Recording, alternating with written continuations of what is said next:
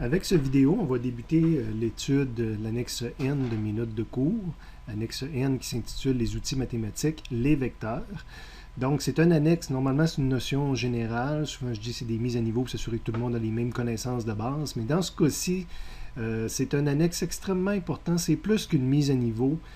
Souvent, les gens n'ont pas tous vu les mêmes choses au niveau des vecteurs ou n'ont pas vu ça de façon aussi rigoureuse qu'on en a besoin en physique. Donc, c'est un annexe qui est extrêmement important. Pour toute la suite de tous mes cours de physique, on va faire continuellement appel à la notion de vecteur. Donc, si on part avec une mauvaise compréhension de ces notions-là, on va avoir la misère à suivre toutes mes explications pendant toute l'année. Donc, je vous recommande fortement de vous assurer d'avoir une bonne compréhension du vocabulaire, de la terminologie, des opérations sur les vecteurs, puis de ce que c'est un vecteur exactement. Quitte à me rencontrer, me poser des questions. On a une vingtaine de pages à compléter là-dessus, donc extrêmement important là, de s'assurer d'avoir tous la même compréhension des vecteurs. Avant de commencer à compléter les pages, on va aller voir qu'est-ce que j'ai mis dans le résumé sur les vecteurs, parce qu'évidemment, si c'est si important que ça, c'est un résumé qu'on va quand même consulter et utiliser souvent. Donc, je vous invite à arrêter la vidéo quelques secondes, à prendre en main le document qui s'appelle « Résumé des notes de cours », là, le document qu'on utilise pendant toute l'année. Résumé des notes de cours, résumé des annexes. Donc, d'ouvrir à l'annexe N, donc de chercher l'onglet sur le côté qui s'appelle N.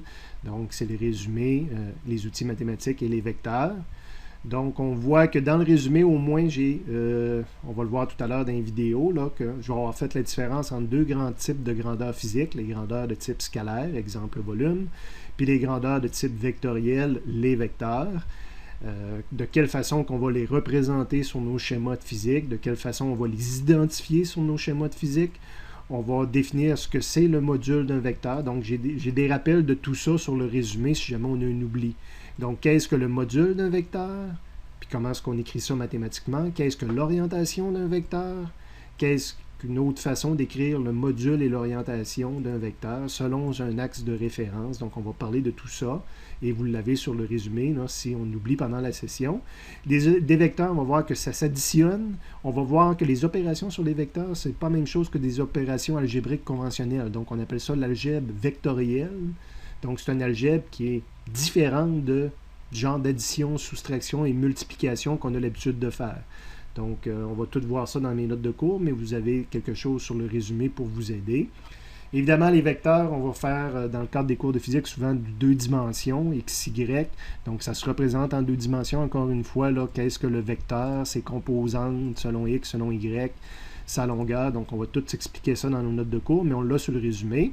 Et pendant qu'on est dans le résumé, je vais demander de l'ouvrir, ben, les 6 formules ici, je vous demande de les surligner en jaune, si possible, parce que je vais utiliser le jaune pendant toute l'année. Donc, c'est des formules qu'on peut avoir à réécrire là, dans nos résolutions de problèmes. Donc, il faut les réécrire exactement comme elles apparaissent là. Donc, les deux dernières, je n'utilise pas vraiment, donc c'est plus les 4 premières. Là, je pourrais quand même, à un moment donné, décider quasiment d'enlever le jaune ici. Je ne suis pas sûr que je l'utilise une seule fois dans l'année. On va mettre les 6 en jaune, là, mais dans le fond, c'est surtout ces 4-là qu'on va utiliser pendant l'année. Et encore une fois, là, il y a la notion de composante et de module. Donc ici, là, une façon de s'assurer qu'on comprend bien. Puis, après l'étude de l'annexe N, on devrait être d'accord avec tous les chiffres qui sont ici. Fait qu'on pourrait y revenir après avoir écouté toutes les vidéos, remplir toutes les notes de cours, s'assurer que vous êtes d'accord avec tous les chiffres qui sont ici, qui correspondent à tous les vecteurs qui sont dessinés ici. Et des fois, on a une représentation en 3D, donc vous allez voir là, comment on fait pour montrer un vecteur. Là, on a selon X, selon Y, comment on fait pour montrer une flèche qui sort de l'écran ou qui rentre dans l'écran. Donc, quand ça sort, c'est la pointe. Ça veut dire l'axe Z est sortant de l'écran. Puis quand ça rentre, c'est la plume ici, si on veut, c'est le X. Donc l'axe Z ici serait rentrant dans l'écran. Donc c'est une façon là, de montrer une troisième dimension là, qui n'est pas directement sur notre page ou sur notre écran.